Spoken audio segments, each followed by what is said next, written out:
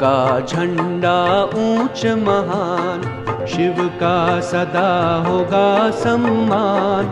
सर्व का पिता वो शिव भगवान, शिव का ज्ञान करे कल्याण।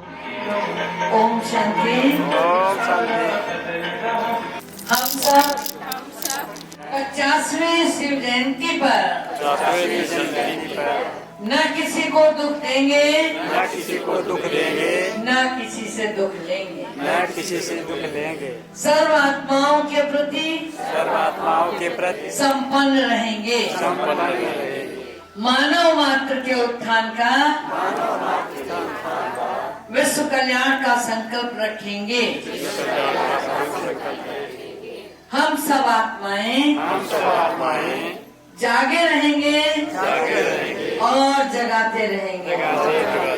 ओम शांति। ओम शांति। सब सत्यों में सत्य महान, सब सत्यों में सत्य महान। शिव है गीता का भगवान। एक कल्प में एक ही बात, शिव ईश्वर लेते अवतार। एक कल्प में एक ही बात, शिव बाबा लेते अवतार। जब छोड़ोगे 5 विकार, तभी मिटेगा भ्रष्टाचार। जब छोड़ोगे 5 विकार, तभी मिटेगा भ्रष्टाचार। ओम शांति। ओम शांति।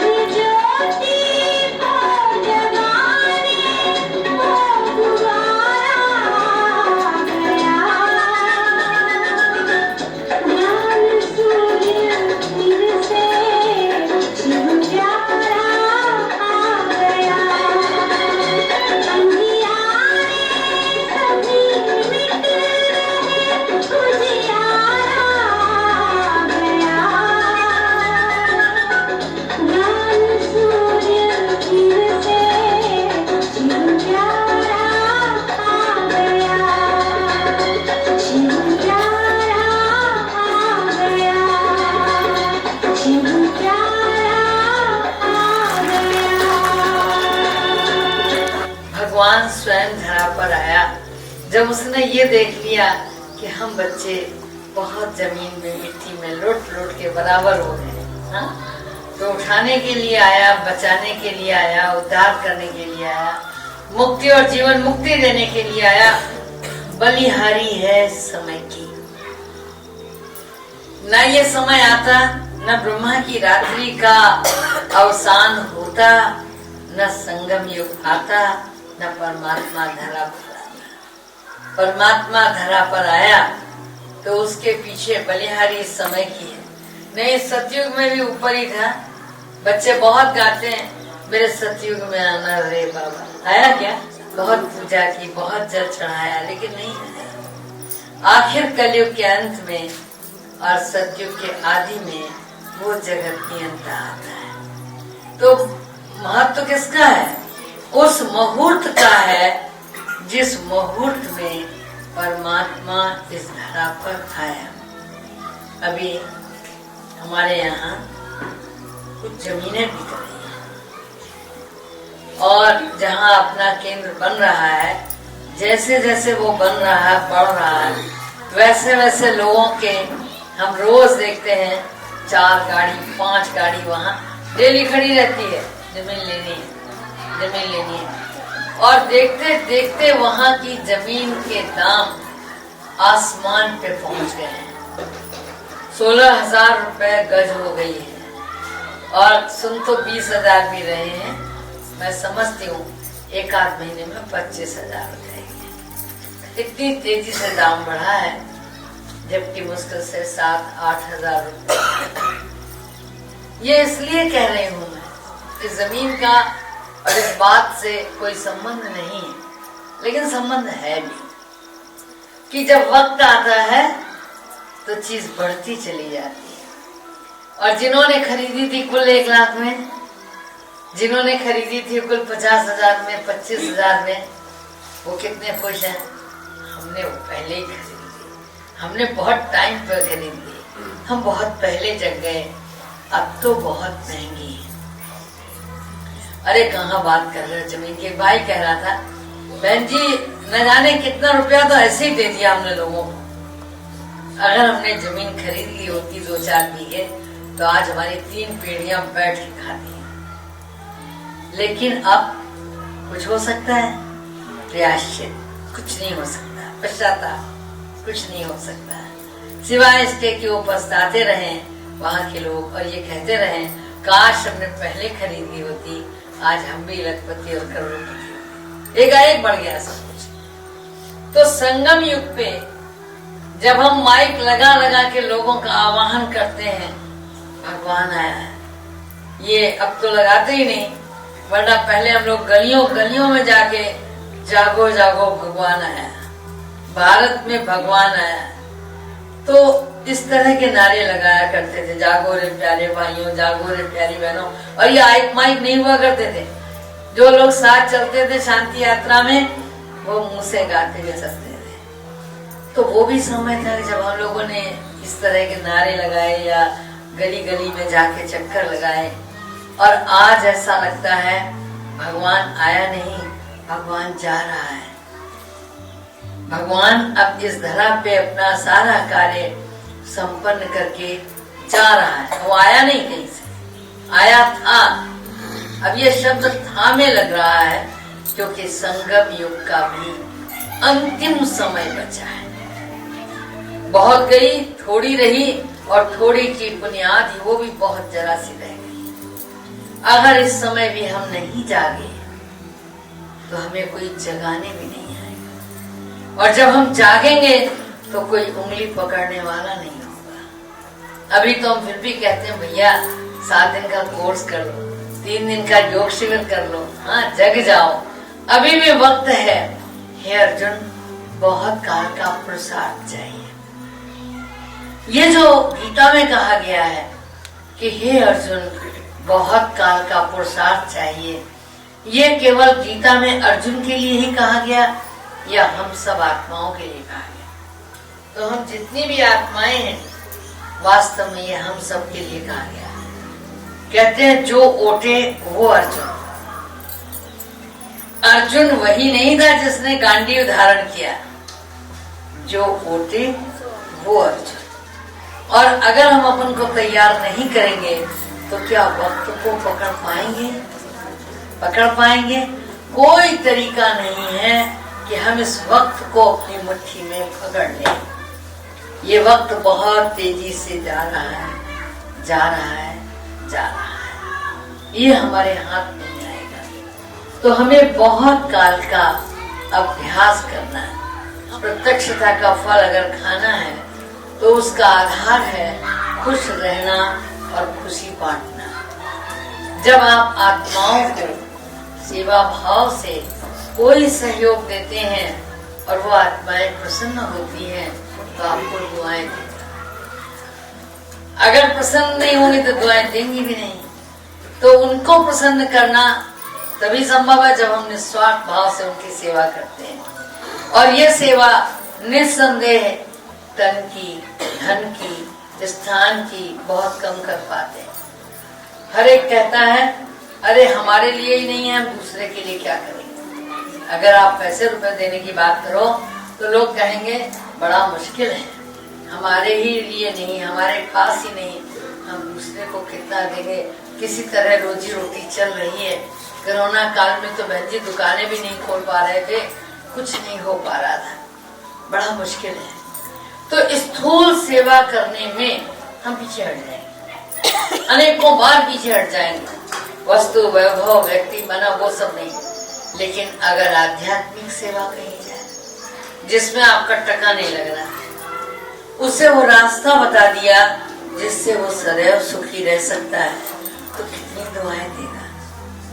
और ये दुआएं आपकी भविष्य में काम आएंगी। अभी अभी लेटेस्ट एक बहन भरतपुर की है और बहुत सेवाधारी थी, बहुत सेवा करती थी। उसका एक्सीडेंट हुआ, सामने कार से टकरा गई और सेवा करके ही लौट रही थी, स्कूटी से। मल्टीपल फ्रैक्चर हुआ है उसका, यहाँ टूट गया, यहाँ टूट गया, शायद बाजू वगैरह की भी हड्डी गई, कूल्हे की हड्डी गई, कई जगह से टूटी है। जयपुर हॉस्पिटल में है, छोटी सी कन्या, लेकिन खतरे से बाहर है, भले आईसीयू में है। भगवान ने सूली से कांटा किया और उसे बचा लिया, वरना एक्सीडेंट इतना भयंकर था कि बचने की संभावना नहीं थी। आप गड्डी भर के जेब में रखो, डॉक्टर साहब कहेंगे ऊपर वाला, मैं ऑपरेशन करूंगा, लेकिन आप ऊपर वाले पे भरोसा रखो। ऊपर वाला भी हम पर मेहर कब करेगा? जब हमने मेहरबानी के लायक कुछ किया हो। तो ये जो सेवा भाव है, ये जो परोपकार है, हर कार फेल हो जाएगी। जैसे जैसे पेट्रोल महंगा होता जाएगा लोग गाड़ी में चलना छोड़ देंगे, लेकिन परोपकार ऐसी कार है जिसका पेट्रोल महंगा नहीं होगा। केवल उपकार करते चलो, केवल हर एक पर रहम खाते चलो, केवल हर एक की सेवा करते चलो। लोग कहते हैं लाख दुख है बहन जी मगर ज्ञान नहीं सुनते, बस सुनाओ। हम लोग कह रहे हैं ज्ञान सुनाओ। अरे केवल बैठकर योग करो और उस आत्मा को योग का सकाश कि 2012-13 की वाणी तक भी बाबा ने हमेशा हमें शिक्षाएं दी और 3-3 पॉइंट्स पढ़ाए भी, बताए भी, समझाए भी। लेकिन उसके बाद जो वाणियां आई, अगर आप ध्यान दें तो बाबा ने कहा, बाबा के दिल में बच्चे बड़ी जोर से कहते हैं बच्चे, बच्चों के दिल में मतलब बाबा बड़े खुश होते हैं। दादी भी कहा करती थी, कहो मेरा बाबा मीठा बाबा, बच्चे बड़े प्यार से कहते थे। लेकिन क्या यही हमारी पढ़ाई रहेगी? बच्चों के दिल में बाबा और बाबा के दिल में बच्चे? अरे ईमानदारी से बोलो, दिल में बाबा है क्या? कह तो देते हो। तो जो बाबा हमको शिक्षाओं से निरंतर श्रृंगार करता था, जब बाबा ने समझ लिया कि अब इन शिक्षाओं को धारण करने की हमें क्षमता नहीं रह गई, अब हम ज्ञान के उन धारणाओं के पंख लगाकर नहीं उड़ पा रहे हैं, पहले ही कह देते हैं बड़ा मुश्किल है, अब 4 जगह उठना बैठना, समाज में तो 1 कप चाय पीनी पड़ती है। और बोले ब्रह्मा कुमारियों में जाओ तो सबसे पहले बाजार का छुड़वा देती हैं, कुछ खाने पीने नहीं देती हैं। हाँ, कैसे चलेगी जिंदगी? अब कुछ तो फिर मान सम्मान नहीं रखेंगे, 1 कप तो पीना ही पड़ता है। बोलते ना, कोई बात नहीं, अच्छा चाय पी ली, चलो कोई बात नहीं। फिर भी बाबा ढीला छोड़ देता है। अब बाबा ने शिक्षाएं देनी ही बंद कर दी। बाबा जानता था, बाबा ने बहुत पहले ये मुरली चलाई थी कि आने वाले दिनों में पूरी तौर से निरंतर योगी बच्चे नहीं पैदा होंगे। आने वाले दिनों में सारी धारणाएं लेकर चले ऐसे बच्चे नहीं होंगे। किसी को ज्ञान बहुत अच्छा लगेगा, किसी को योग बहुत अच्छा लगेगा, किसी को जीवन में धारणाएं बहुत अच्छी लगेंगी, तो किसी को सेवा बहुत अच्छी लगेगी। फिर भी बाबा ने मार्जिन दी और कहा बच्चों को नकार मत देना, बच्चों को हेय भाव से मत देखना। जैसे किसी को सेवा में तो हमेशा बुलाओ तो आ जाता है, लेकिन अगर उसको कहो रोज आओ क्लास में, कहेगा अरे क्या वही रोज रोज बाबा कहता है अपने को आत्मा समझो, मुझे याद करो। बहन जी कोई सेवा हो तो आप बता देना, मैं आ जाऊंगा। सेवा के समय मेरी सेवा हाजिर है, ठीक है? बहन जी अपना माथा ठोकती है, क्लास में नहीं आता है तो मैं सेवा के लिए कैसे बोलूं? कहती है ना, सोचो सोचो। अच्छा, किसी को धारणाएं बहुत अच्छी लगती, वो आपका ज्ञान भी नहीं सुनता, थोड़ा सा सुना उसने, लेकिन पहले दिन से ही उसने सब छोड़ दिया, बाहर का कुछ नहीं खाता है, योग कर लेता है, बड़े तबीयत से बैठता है, लेकिन ज्ञान सुनने को तैयार नहीं होता है। क्यों भाई, क्या बात है? ज्ञान नहीं सुनोगे तो योग कैसे लगेगा? थोड़ा तो चाहिए ना। हर सब्जेक्ट का एक दूसरे के साथ संबंध है। तुम एक ही सब्जेक्ट लेके अपनी नाव कैसे किनारे लगाने लगे? तो हम सब सोचते हैं कि नहीं, ज्ञान होगा तब न योग होगा, योग होगा तब न धारणा होगी, धारणा होगी तब न सेवा होगी, ऐसे कैसे होगी? लेकिन कलयुग के अंत में चारों सब्जेक्ट में माहिर जो होगा वो तो फिर मुक्ति और जीवन मुक्ति का अधिकारी हो जाएगा। फिर तो वो राजधानी में 111 में आ जाएगा, फिर तो वो सत्य की सृष्टि का प्रथम बादशाह हो जाएगा। सोचिए, तो आज वो स्थिति नहीं।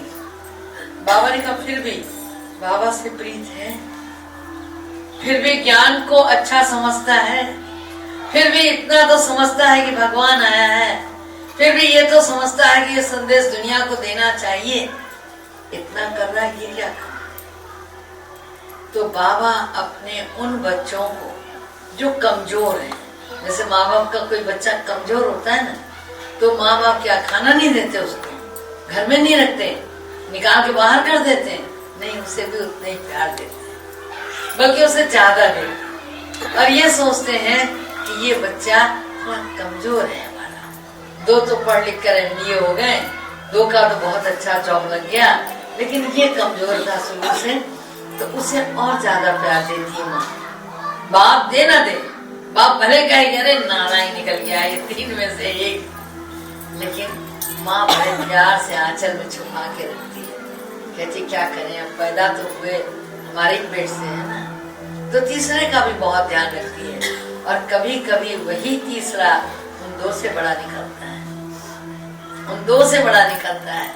हर मामले में जरूरी नहीं है, जरूरी नहीं वो 2 बड़े निकले, वो नौकरी करेंगे, वो अलग घर बसाएंगे, हो सकता है इंडिया छोड़ के विदेश चले जाएंगे, लेकिन वो जो तीसरा जिसको नाकारा समझा, अंतिम संस्कार वही करने वाला है। समझे? तो ये जो चीजें हैं कि कभी भी अपने मन में किसी के लिए कभी भी हे भाव नहीं लाओ, ये तो किसी काम का नहीं। हे भाव का मतलब ये बेकार है, नहीं, सब सब सब उपयोगी है। जहां काम आवे सुई, कहा करे तलवार। ये सोचना कि नहीं नहीं ये बेकार है, नहीं, वो भी कार का है, न जाने कहाँ काम आएगा।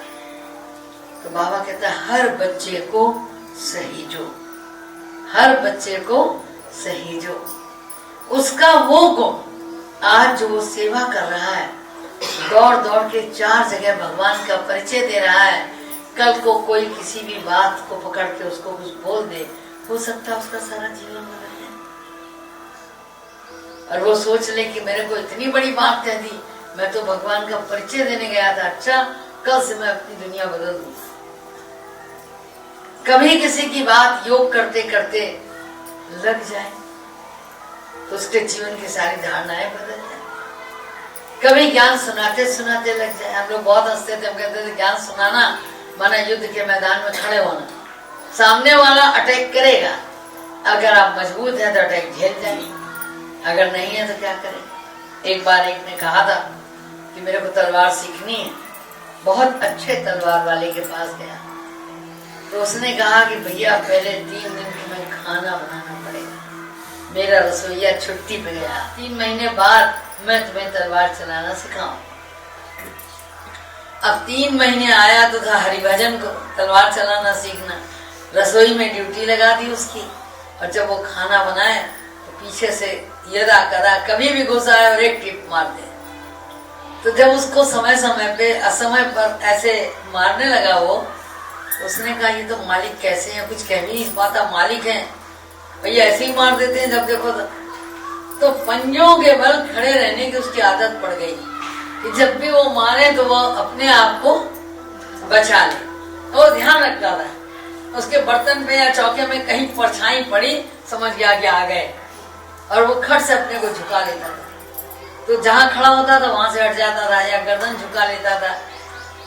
2-3 महीने ऐसे ही गुजर गए। तीसरे महीने उन्होंने कहा आओ आज में तलवार सिखाते। तो तलवार सिखाने चले।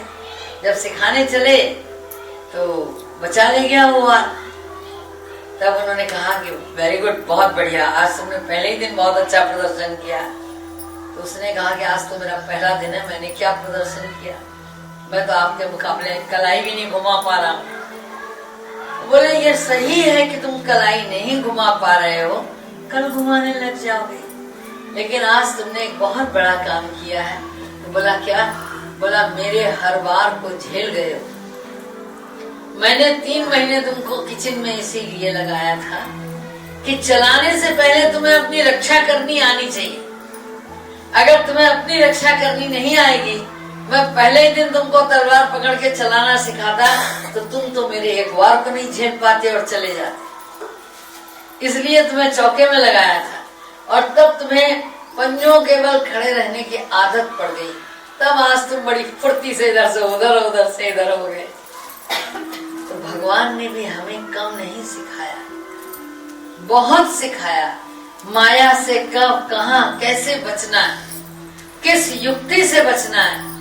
लेकिन हम बच्चे अलबेले बन जाते हैं। हमने काम जीता, हमने क्रोध जीता, हमने लोभ जीता, हमने मोह जीता, हमने अहंकार जीता, लेकिन नहीं जीता तो आलस नहीं जीता, नहीं जीता तो अलबेलापन नहीं जीता। और हम ब्राह्मणों का सबसे बड़ा शत्रु यही है, जो हमें समर्थ नहीं बनने देता। तो व्यर्थ को समर्थ में अगर परिवर्तन करना है तो आलस्य और अलबेलेपन पर विजय पानी पड़ेगी, तब हम माया के वार को झेल सकेंगे। समझा? नहीं तो ये पुरुषोत्तम संगम युग जो हमें पुरुषोत्तम बनाने आया है, यूं ही प्रतीत हो जाएगा। जो आज है वो कल नहीं होगा, जो कल है वो परसों नहीं होगा। वक्त बहुत तेजी से चलता है, हम वक्त के साथ नहीं चल पा रहे। ठीक है? ओम शांति।